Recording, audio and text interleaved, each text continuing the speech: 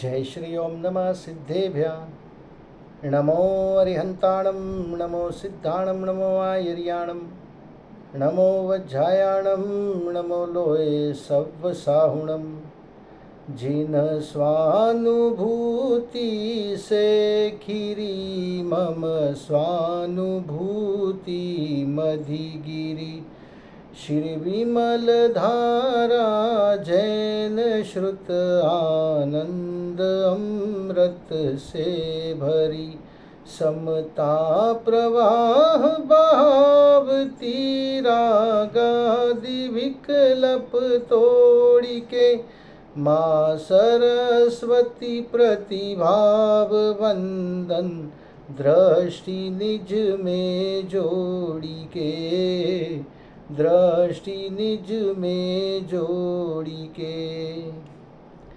आचार्य वादीब सिंह सूरी द्वारा विरचित छत्र चूड़ामणि अपर नाम जीवनधर चरित्र की चर्चा हम लोग कर रहे हैं, जिसके अंतिम लंब 11वें लंब के 54 श्लोकों तक की अपनी चर्चा हो गई। अभी मेरे ख्याल से इसमें 107 या 108 श्लोक है, तो और 54 श्लोक होंगे इसमें।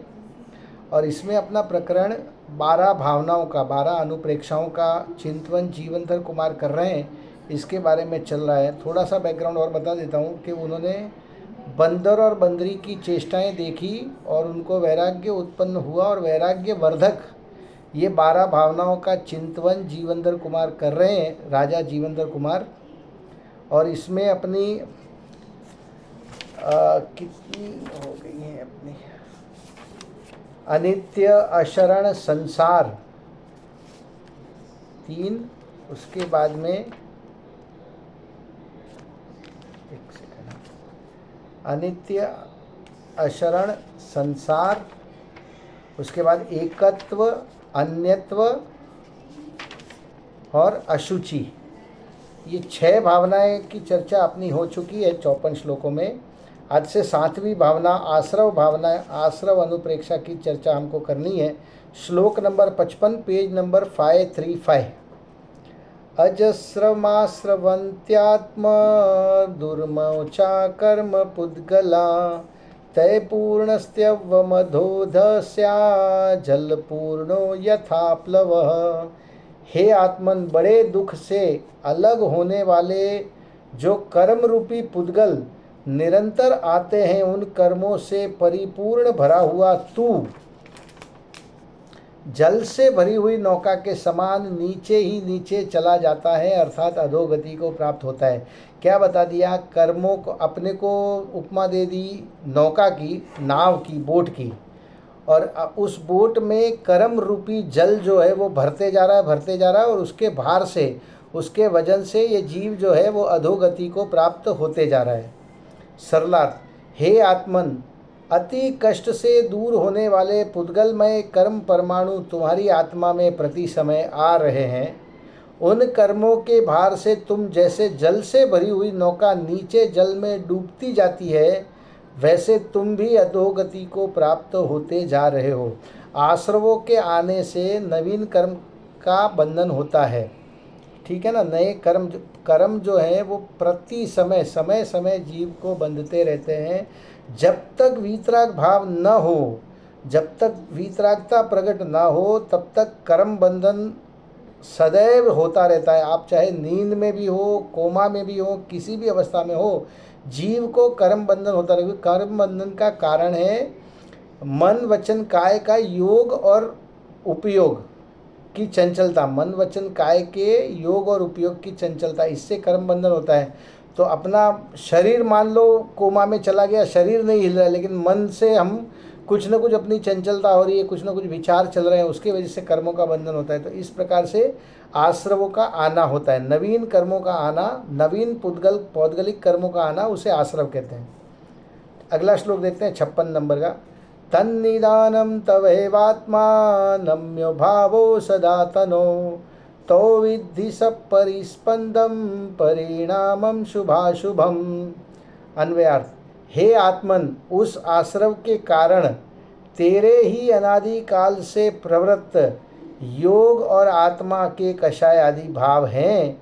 उन योग और कषाय को तू आत्मा के प्रदेशों में चंचलता सहित शुभ और अशुभ परिणाम जान, शुभ और अशुभ रूप परिणाम जान। क्या बता रहे सरलार्थ देखते हैं। हे आत्मन, इस आश्रव के कारण तुम्हारे अनादि काल से ही योग और कषाय के परिणाम हो रहे हैं।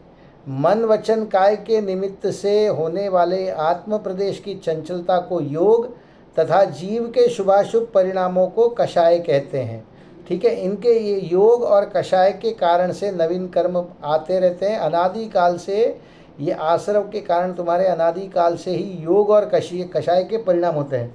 देखिए, योग और कषाय करने से कर्म आते भी हैं और कर्म आने की वजह से भी योग और कषाय होते हैं। ये एक ऐसा सर्कल है कि इसके वजह से ये और इसके वजह से ये, ऐसे एक दूसरे का आश्रय है दोनों को। 57 नंबर का श्लोक। आश्रवो यममुष्येति ज्ञात्वा मन कर्म कारणे तत्निमित्त द्वैधूर्यादपवाहोध्वर्गो भव।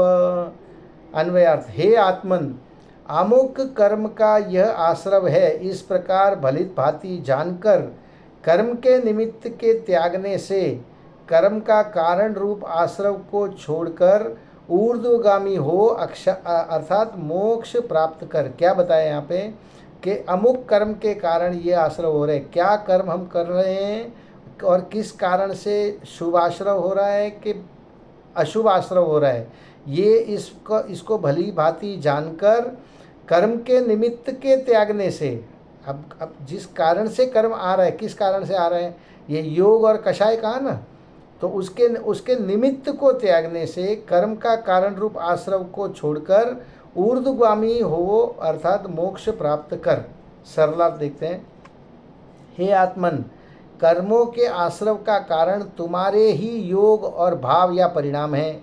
इस प्रकार कर्म और कर्म के कारणों को जानकर कर्माश्रवों के कारणभूत योग और शुभाशुभ भावों का त्याग करो और सहज ही मुक्त हो जाओ। आश्रव भावना में आचार्य अपने को ये प्रेरणा या ये उपदेश दे रहे हैं कि अपने योग और अपने परिणाम से अपने को नए कर्मों का आश्रव हो रहा है, इसीलिए उनको कर्म को भी जानो और कर्म के कारणों को भी जानो और वो जानकर उनके कारणभूत योग और शुभाशुभ भावों का त्याग करो।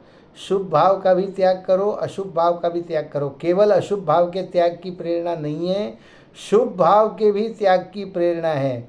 शुद्ध भाव से ही वीतरागता प्रकट होगी और उसी वीतरागता से मोक्ष का मार्ग शुरू होगा।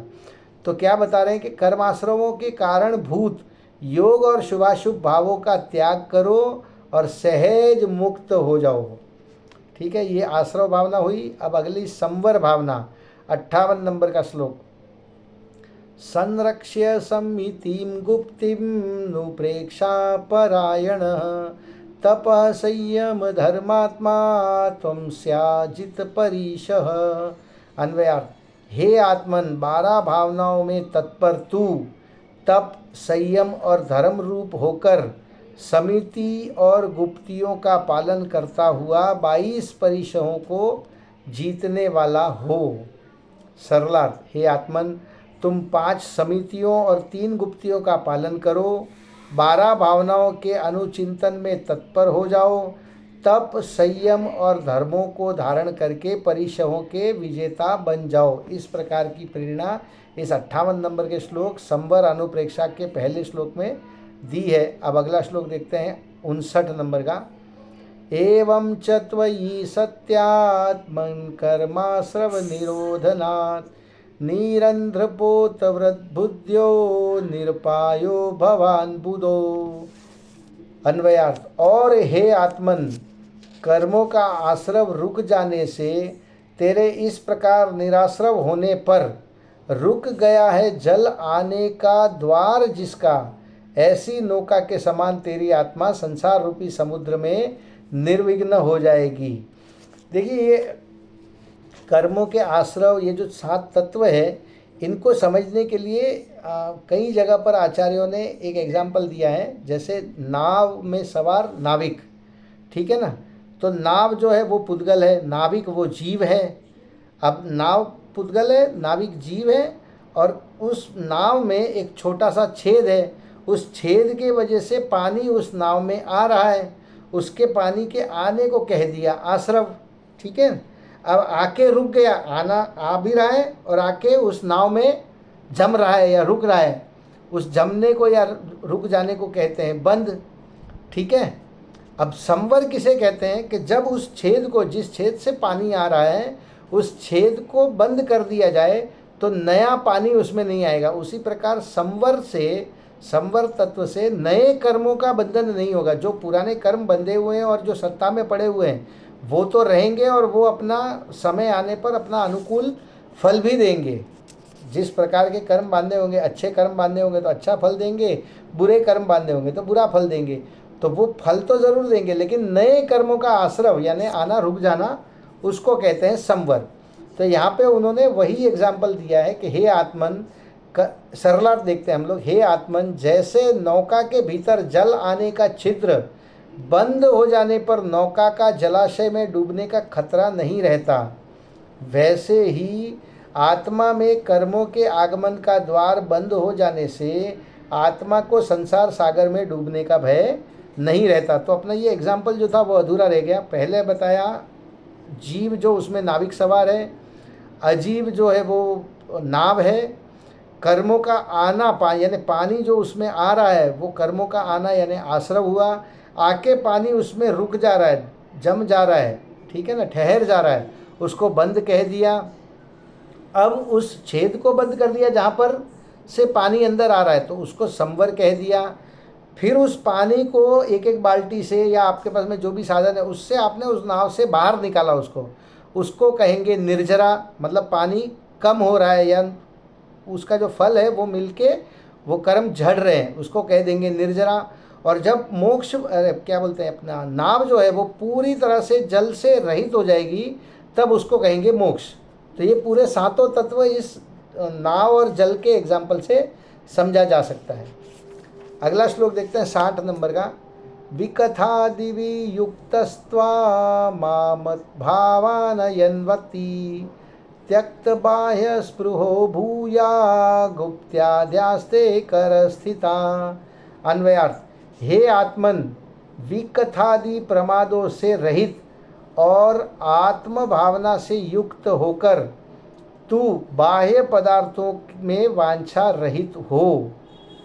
ऐसा होने पर गुप्ती आदि तेरे हाथ पर ही रखी हुई वस्तु की तरह हो जाएंगी। गुप्ती समिति जो बताई वो अपने हाथ पर रखी हुई वस्तु जैसी हो जाएगी। क्या प्रेरणा दे रहे हैं, सरलार्थ देखते हैं हम लोग।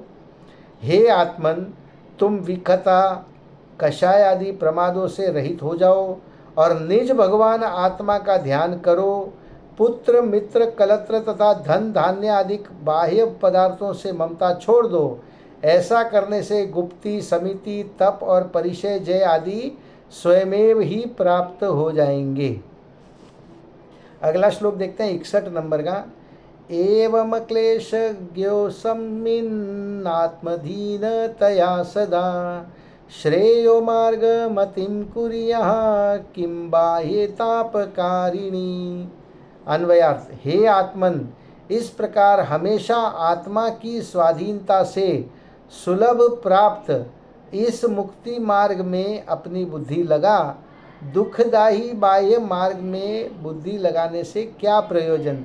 बाहर की वस्तुओं में बुद्धि मत लगा, अपने निज भगवान आत्मा में अपने आत्म कल्याण के लिए आत्मा की स्वाधीनता से सुलभ से प्राप्त वैसे इन मुक्ति मार्ग में अपनी बुद्धि को लगा। सरलार्थ, हे आत्मन, अपने ही अधीन होने से सहज साध्य मोक्ष मार्ग में ही अपनी बुद्धि को सदा लगाओ, जिससे सुख की प्राप्ति होती है।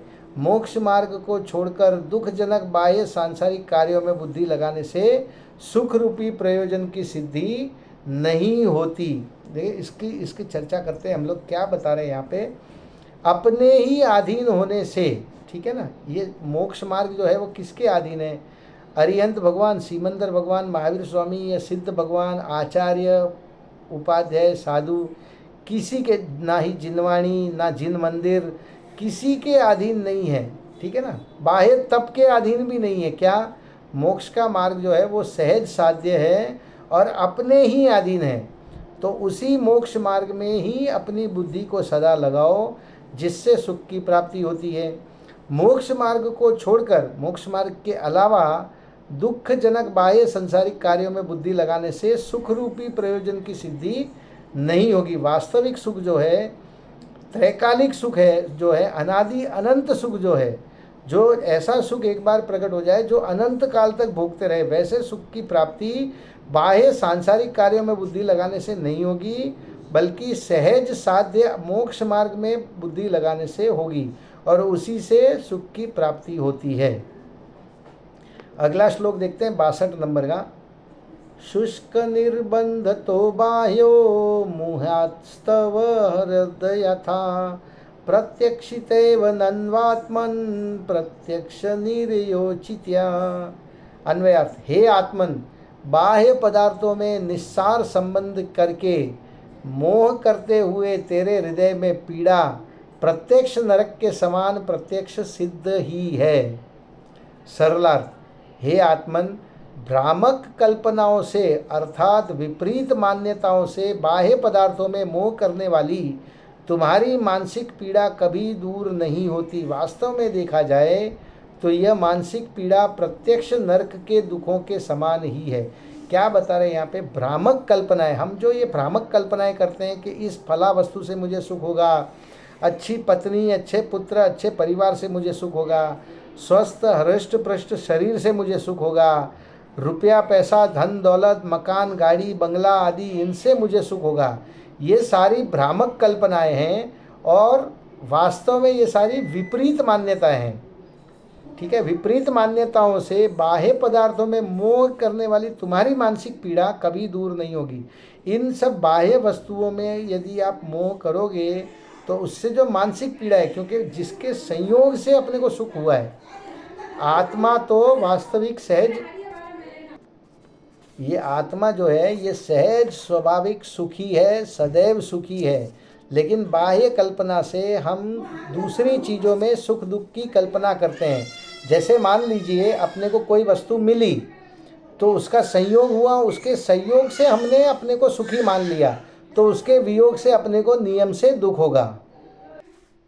तो ये बता रहे हैं कि ये आपने भ्रामक कल्पनाएं की हैं। बाह्य वस्तु में जो सुख की कल्पना की है वो भ्रामक है, और उन पदार्थों में मोह करने वाली जो तुम्हारी मानसिक पीड़ा है वो कभी दूर नहीं होगी। वास्तव में देखा जाए तो ये मानसिक पीड़ा प्रत्यक्ष नरक के दुखों के समान ही है। ठीक है, यहाँ पर ये वाली भावना भी अपनी पूरी हुई, संवर भावना। अब निर्जरा अनुप्रेक्षा, निर्जरा भावना, उसका श्लोक नंबर 63। रत्नत्रय प्रकर्षेण बद्ध कर्म क्षयोपिते आद्यमातः कथम्यप्निर्दार्ढ्यं ही वावशेष्यत। अन्वयार्थ, हे आत्मन, सम्यक दर्शन, सम्यक ज्ञान, सम्यक चारित्र की वृद्धि से तेरे संचित कर्मों का भी नाश हो ही जाता है। जैसे धोकनी से उद्दीप्त हुई अग्नि दाह्य वस्तु को क्या किसी प्रकार बाकी रहने देती है? बिल्कुल बाकी नहीं रहने देती, वो उसको जलाकर खाक कर देती है। सरलार्थ देखते हैं और इसमें खुलासा होगा।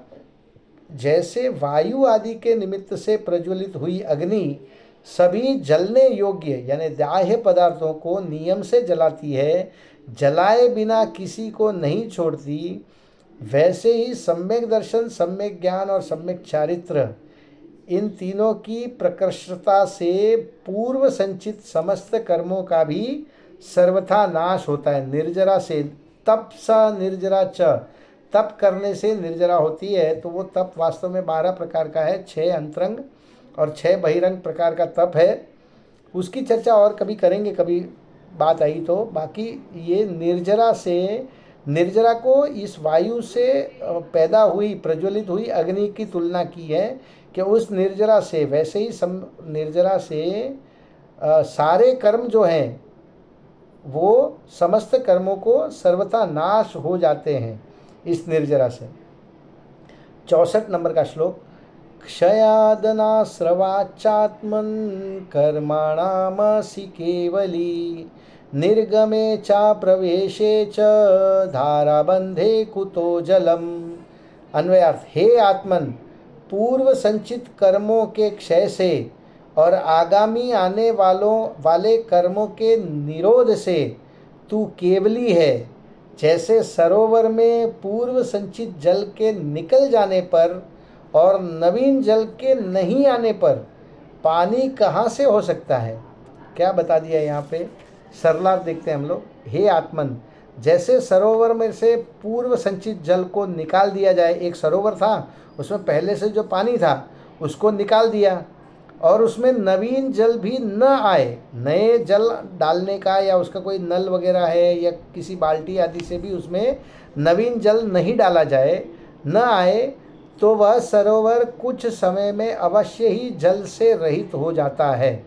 ये किस लिए बताया अपने को, अपने कर्म, अपने जो कर्म पूर्वकृत कर्म जो बांधे हुए थे उन कर्मों ने अपने को फल देकर वो कर्म झड़ गए, ठीक है ना। तो पुराने कर्मों ने फल देकर झड़ गए, यानी अपने में से निकल गए, आत्मा से अलग हो गए, और नए कर्मों का बंधन नहीं हुआ, तो वो जो जीव जो है वो कर्म रहित हो जाता है। उसी को बता दें कि वैसे ही तुम्हारी आत्मा में से पूर्व संचित कर्म निर्जरा द्वारा निकल जाते हैं और आश्रव के निरोध रूप संवर से नवीन कर्म आत्मा में आते ही नहीं। इस प्रकार कर्मों का सर्वथा नाश होने पर तुम अवश्य केवल ज्ञानी भगवान बन जाओगे। अरिहंत और सिद्ध बनने का यही मार्ग है और दूसरा कोई मार्ग नहीं है। पुराने कर्मों की निर्जरा और नवीन कर्म बंधन का, आश्रव का रुक जाना या उनका संवर होना, वही एक विधि है जिससे केवल ज्ञानी भगवान बनते हैं और अरिहंत और सिद्ध बनते हैं। अगला श्लोक देखते हैं 65 नंबर का। रत्नत्रयस्य पूर्तश्चिस्त्वयात्मा सुलभैव सा मोहक्षोभ विहीनस्य परिणामो हि निर्मलः। अन्वयार्थ, हे आत्मन, और तब वह रत्नत्रय की पूर्ति तेरे लिए सुलभ ही है। निश्चय से मोह एवं क्षोभ से रहित जीव के परिणाम निर्मल ही होते हैं। क्या बता दिया, मोह यानी चारित्र मोह और क्षोभ यानी कषाय, इनसे जो रहित जीव है उनके परिणाम हमेशा निर्मल ही होते हैं। सरलार्थ, हे आत्मन, निज शुद्धात्मा के विशेष आश्रय से उत्पन्न संवर तथा निर्जरा होने पर रत्नत्रय की पूर्णता भी तुम्हारे सहज सुलभ है।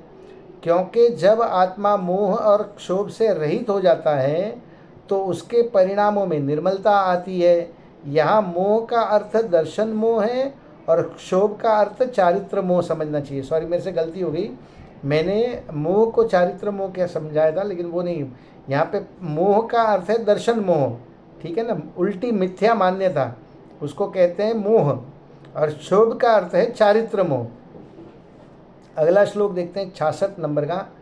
परिणाम विशुद्ध्यर्थम तपोबाह्यम विधीयते न हि तंडुल्लपाक स्यात् पावकादि परीक्षये। अन्वयार्थ, हे आत्मन, परिणामों की शुद्धि के लिए बाह्य तप करना चाहिए। अत्र नीति, निश्चय से अग्नि आदि के बुझ जाने पर चावलों का पकना नहीं होता। सरलार्थ, हे आत्मन, जैसे चावल और जल उपादान कारण के मौजूद रहने पर भी बाह्य कारण अग्नि और बटलोई या तपेली आदि के न होने पर भात नहीं बन सकता, वैसे ही परिणामों की विशुद्धि भी बाह्य तप के बिना नहीं हो सकती। अतएव परिणामों की विशुद्धि के लिए बाह्य तप भी करना चाहिए।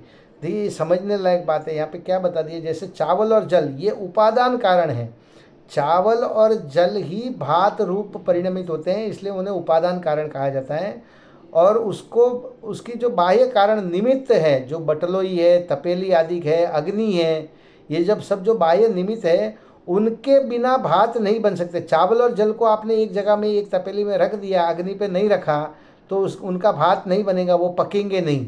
इसलिए बाह्य वास्तविक उपादान कारण तो वो जल और चावल ही हैं, लेकिन उनको बाह्य निमित्त भी चाहिए, निमित्त होना बहुत आवश्यक है। और उसी प्रकार इस एग्जाम्पल से ये बता रहे हैं कि परिणामों की विशुद्धि, आपके जो परिणाम हैं उनकी विशुद्धि के लिए बाह्य तप के बिना नहीं हो सकती। परिणामों की विशुद्धि बाह्य तप के बिना नहीं हो सकती। अतएव परिणामों की विशुद्धि के लिए बाह्य तप भी करने चाहिए। अगला श्लोक देखते हैं 67 नंबर का। परिणाम विशुद्धिश्च बहोयोस्यानिदस्पृह्यस्ते निस्पृहत्वं सुतु सौख्यम तद बाह्यो मुहासि किं मुधा। अन्वयार्थ, हे आत्मन, बाह्य पदार्थों में इच्छा रहित होने से परिणामों की विशुद्धि होगी और बाह्य पदार्थों में इच्छा न करना ही सुख है। इसलिए बाह्य पदार्थों में क्यों वृथा मोह करता है। सरलार्थ, हे आत्मन, बाह्य पदार्थों की इच्छा न करना ही परिणामों की विशुद्धि है और जहाँ इच्छा का अभाव है वहाँ सुख है। वास्तविक दुख का कारण है इच्छा। किसी भी वस्तु की इच्छा होना, मोह होना, क्षोभ होना, वही दुख का कारण है। जब वो इच्छा ही नहीं रहेगी, इच्छा का अभाव हो जाएगा, वहाँ पे सुख होगा। अतएव बाह्य पदार्थों से मोह करना योग्य नहीं। मोह व्यर्थ और दुखदायक है। अगला श्लोक देखते हैं 68 नंबर का।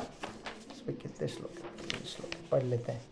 गुप्तेन्द्रिय क्षणम वात्मन आत्मन्यात्मानमात्मना भावयं पश्य तत्सौख्य मास्ताम निःश्रेयसाधिकम।